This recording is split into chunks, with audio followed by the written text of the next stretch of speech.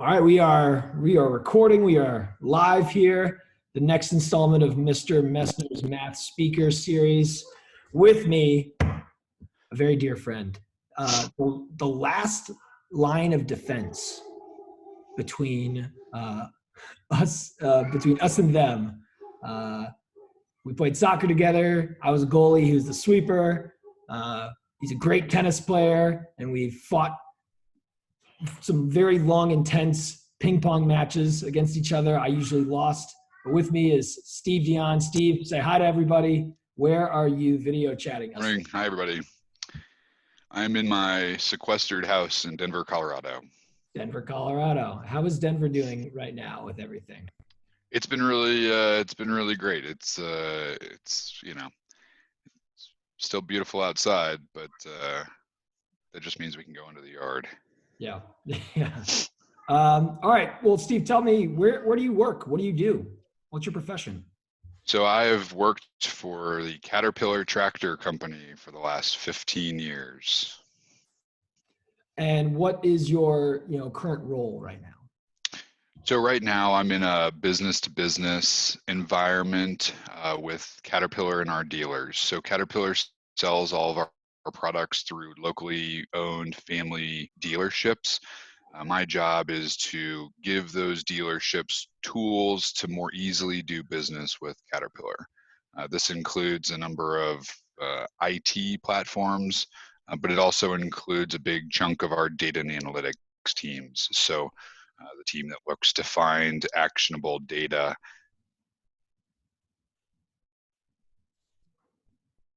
can take to be more competitive. That's really cool. It sounds like it's a pretty high up position. Can you talk me through, where'd you go to college? And I guess you've been like a Caterpillar lifer, right? Can you talk about maybe the different roles that you've had in Caterpillar? Sure. Starting from you graduated from as a junior in high school or junior in college. Right. So I grew up in the Northeast. I went to St. Joe's University in Philadelphia.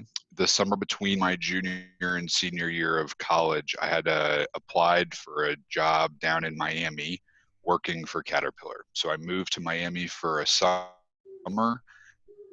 At the end of that summer, they offered me a position in their management training program after graduation from college the following summer. So I started with CAT officially as a full-timer in 2005. During that time, I've lived 7 or 8 different cities around the world.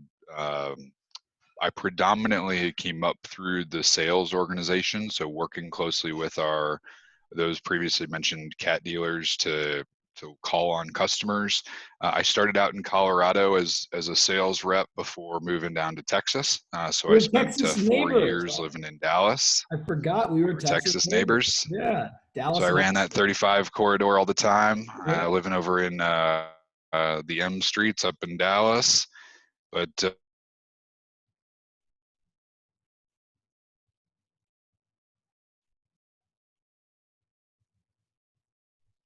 think we lost Steve. I hope he comes back soon.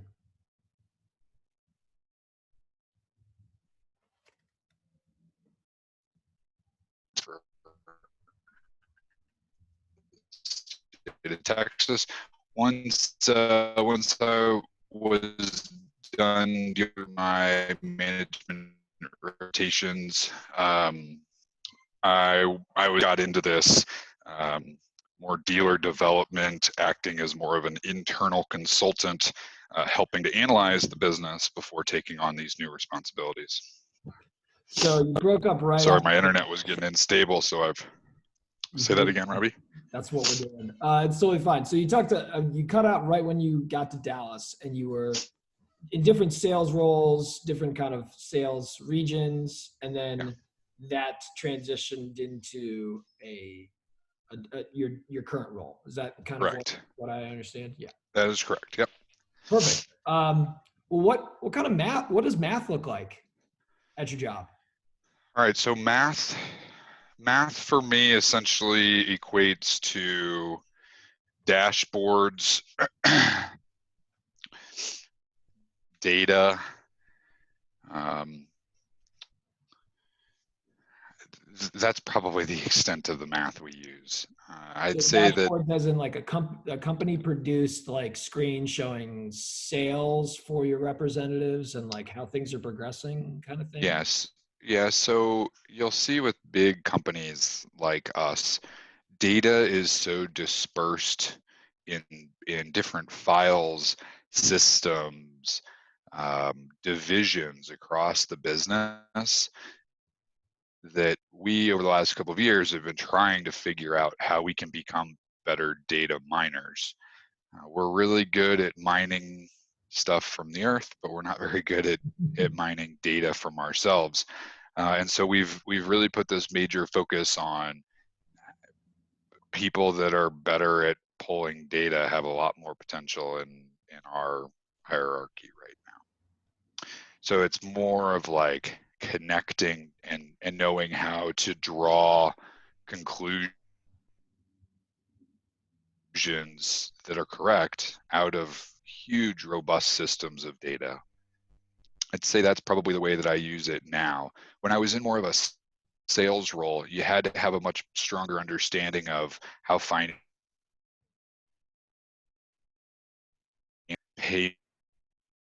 payments, how sales variance works, how the dollar can move, and what that means for a manufacturing facility. So there was a lot more kind of quick applicable math that we used when I was in more of a sales job, but now my math is all data. And do you have to mine any of the data or you're just kind of using the data that other people are mining? Our team, my team does. So we started out with using Tableau, but we've made a migration over into a Microsoft product called Microsoft Power BI. So the team is responsible for going and locating all of the data and then beginning the migration into Power BI.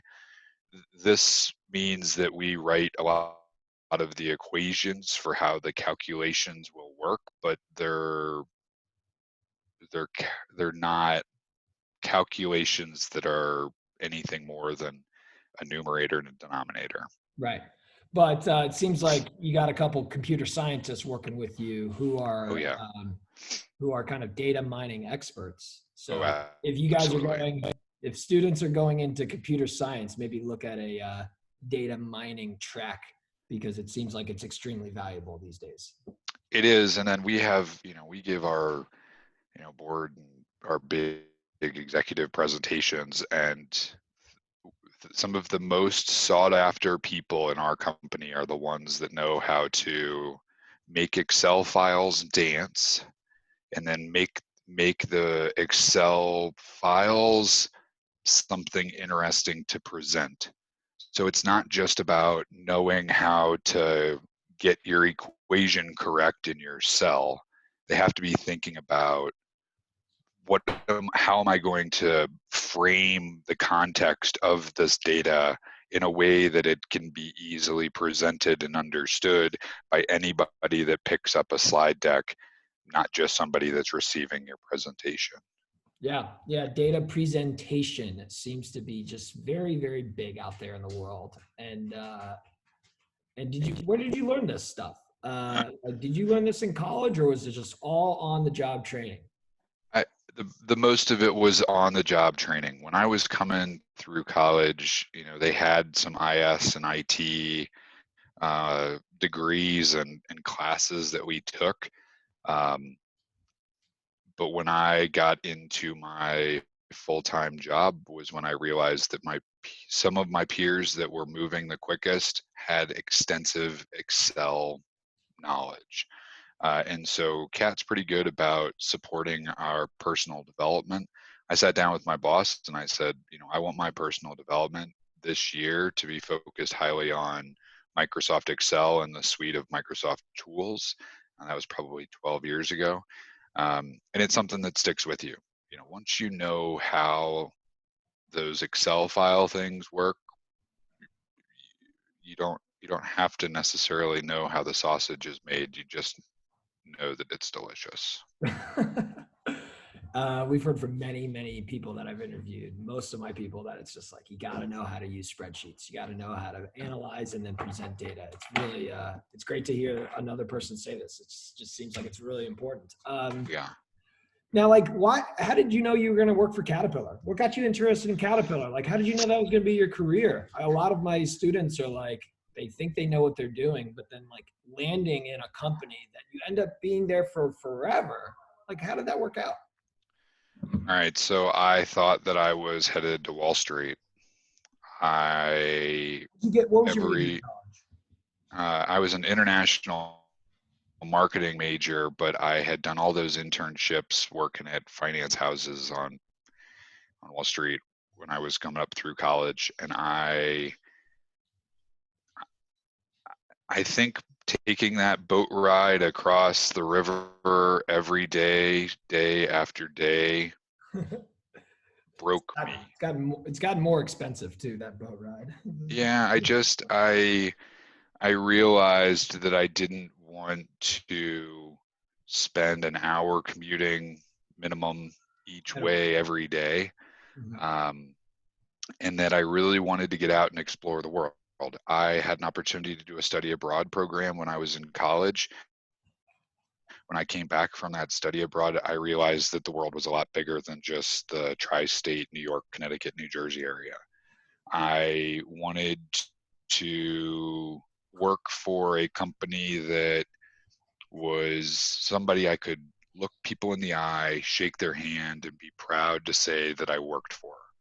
And when you started kind of putting all of the things into the filter of companies, I wanted international opportunities. I wanted something kind of stable, I would say, but I also wanted something that would afford me the opportunity to tap into a great network. And CAT was one of only a couple of companies that kind of trickled out. That was then the starting point. And then you had to start to apply. And the willingness to apply to any job anywhere in the world, frankly, meant that there was some sacrifice. So when I was that junior, between my junior and senior year of college, everybody else was at home, and I lived in Miami, Florida, in a one-bedroom apartment because I wanted to work for Caterpillar.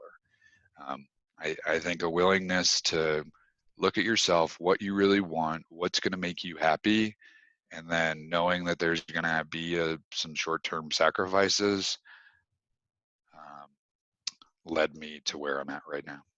That's great. This is great advice. Be willing to make some sacrifices in the near term because it'll help you out in the long term. It was really great. Tell me about your experience with math, though. Like, how were you as a math student in high school and in college? And as it like, were you great? And it like all that you do like shows that, yeah, of course I'm good at this data mining stuff, or was it different? No, my mind is drawn to numbers. I think having two CPA accountant parents, numbers they like to throw math at us as kids, to see if we could keep up with them.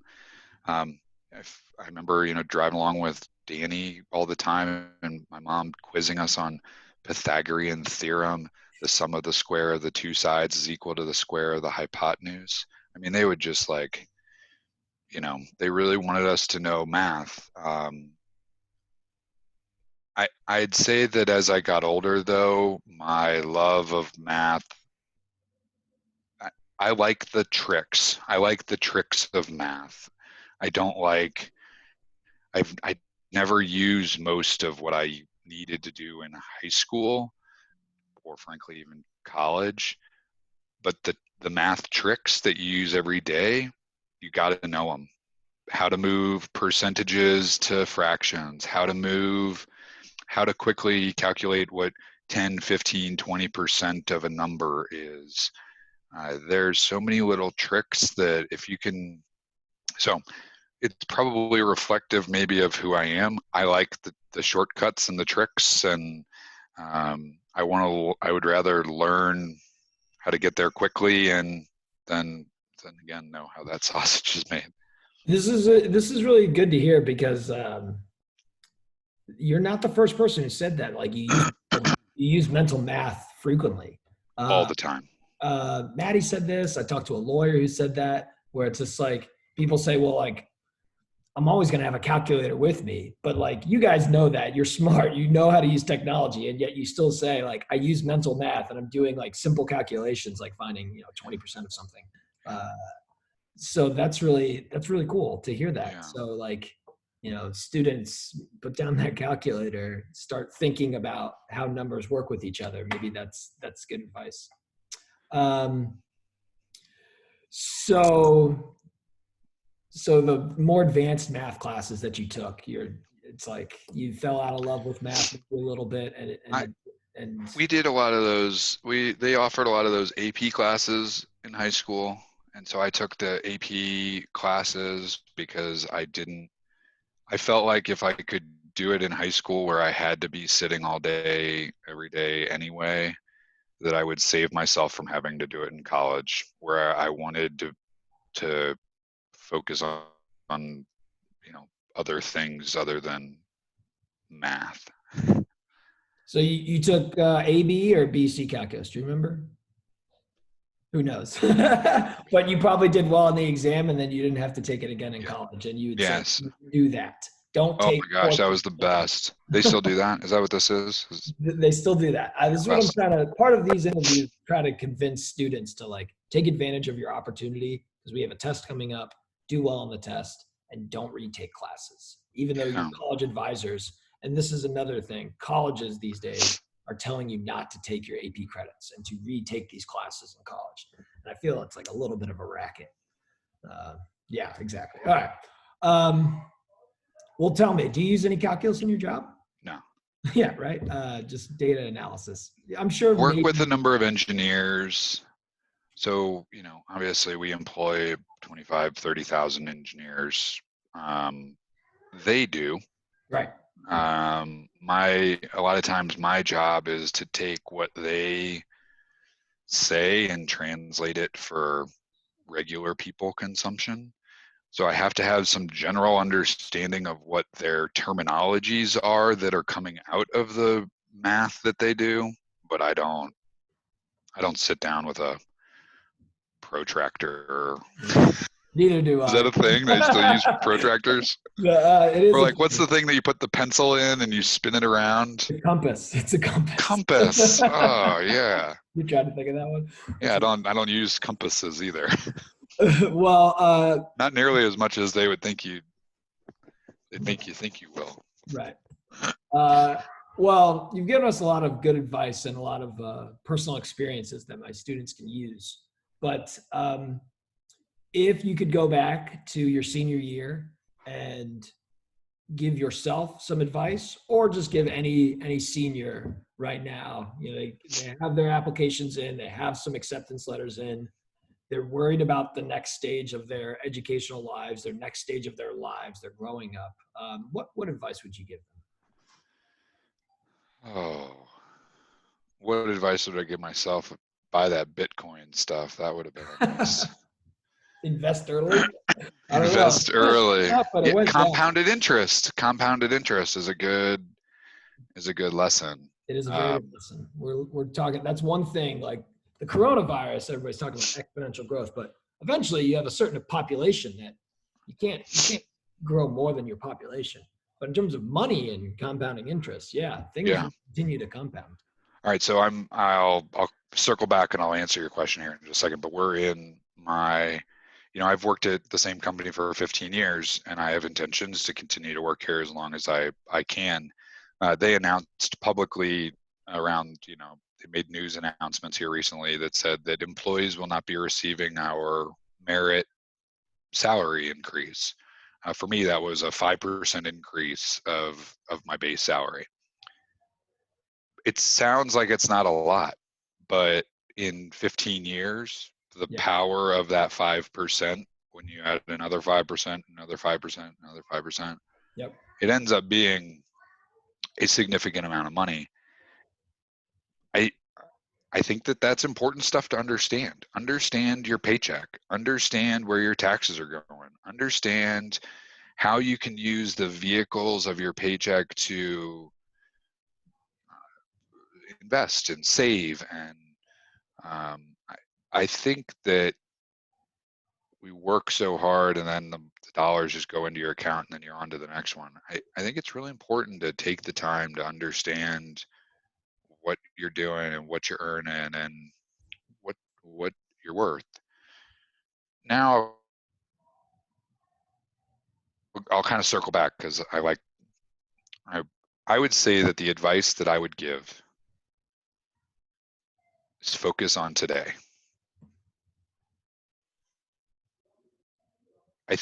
I was really guilty of always living for tomorrow or thinking too much about the past. And I have noticed that my best performance as an employee, as a dad, as a friend, as a husband is when I'm just really focused on doing the best thing that I can do today. Now, having said that, I think it's also really important to know where you want to be in 10 years. And maybe it's not 10 years. Maybe your number's 5 years. Maybe your number's 20 years. But you have to put something out there, your own thing that you want to strive for, accomplish. Because if you don't, you'll wake up and you'll be 15 years into the same company. I say that as that's my scenario, both on the good side and the bad side. I didn't spend enough time knowing who I wanted to be at 37 years old or 40 years old. So now I'm going through a lot of that. Where do I, and I think coronavirus has certainly brought some of that up. Who do I want to be? Where do I want to go? What's important to me? But then once I kind of know what that one or two little things are, I focus on today. I focus on, did I learn something more today than I knew yesterday? Am I a half step closer to where I'm trying to get to? Getting to tomorrow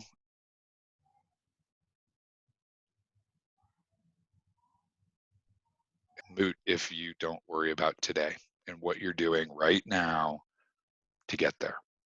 That's excellent. Excellent stuff, Stephen. Very poetic and very good advice. All right, I got one for you. Yeah.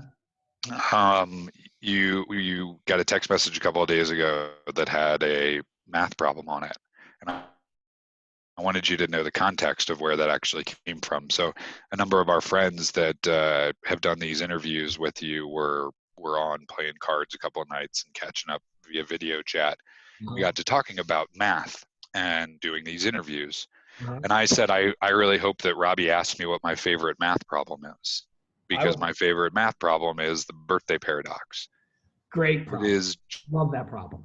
It's like the weirdest. And anybody, you can say it to anybody, right? Like I can say it to my 3-year-old or I can say it to an 80-year-old. Yeah. Everybody has birthdays. Everybody thinks that 50% mark of ratio would happen at 180, and it's 23. It's right. 23. Like, so if just to give some context, if you're not if you didn't take AP statistics, the birthday problem is a problem where it's like, how many people do you need to have in a room so that you are guaranteed, not guaranteed, but there's a 50% chance that two people in that room share the same birthday, not like same year, but just the day. And you think you have to have, since there's 365 days in the year, you're going to have half the amount. But the way that math works, it actually is far less. It's only 23 students. I do this problem with my students, and it blows minds. And I've read the Wikipedia on how it works so many times. It's all about, like, don't think about the probability that it could happen. Think about the probability that it couldn't happen. And then they have to add together to be 100%. Yeah. So it's alternate approaches which come up in math a lot. So when I was in my sales jobs living in Texas and driving that I-35 corridor, I would spend a lot in a hotel bar having a beer and meeting a bunch of other folks that were similarly traveling. And I learned this trick from my mom to always have a couple of interesting facts in your back pocket that when the conversation lulls, you can always just fall back on. Hers is the Immaculate Conception.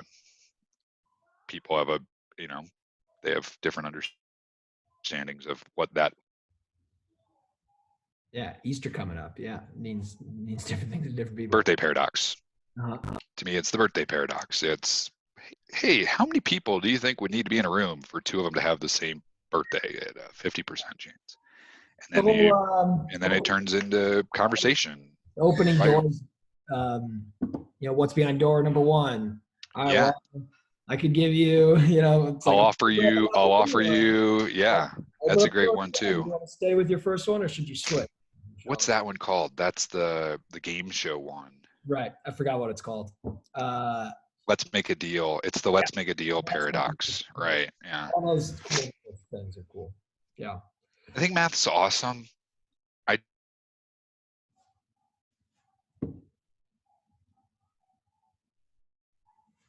did all that extra stuff. I'll get the computer to do it for me. I think there's so many cool numbers are awesome in that they're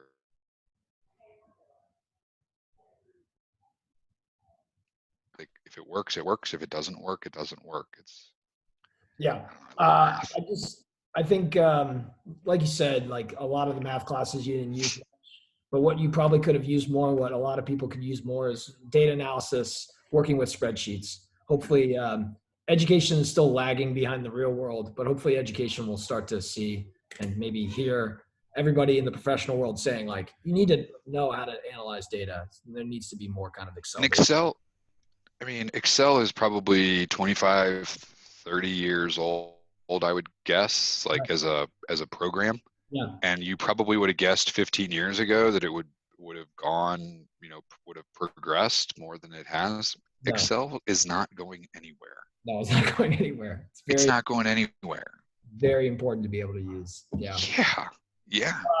I got to cut this short. I could have had you ask questions, but cool. This is great. Yeah. Thank you very much, Stephen. It's good to see you. If anybody has questions to Stephen, Dionne, about Caterpillar, about working for a big company, working for the same place for 15 years, or anything else, please share those questions with me. I'll pass them on to Stephen. Stephen, last line of defense, the sweeper, the ping pong player. It's good to see you, bud. Thank you. You too, brother. See you soon.